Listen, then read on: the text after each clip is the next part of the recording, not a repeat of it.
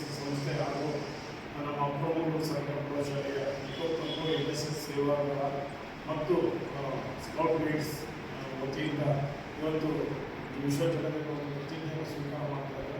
ಎಲ್ಲರೂ ನಾವು ನೀರನ್ನು ಸಂರಕ್ಷಣೆ ಮಾಡಿ ಅದನ್ನು ಉಳಿಸೋದಕ್ಕೆ ನಾವು